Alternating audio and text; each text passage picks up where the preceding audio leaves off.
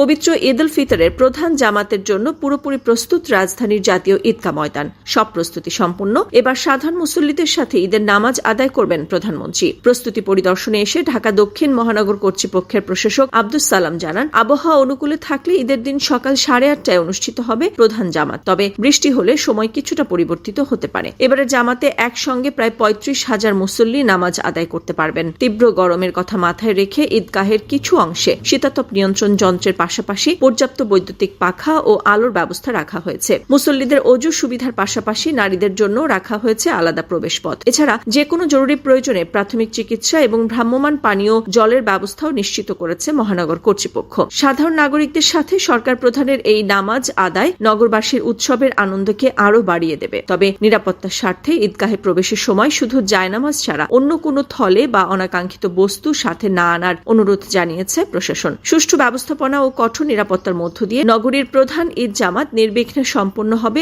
এমনটাই প্রত্যাশা সবার।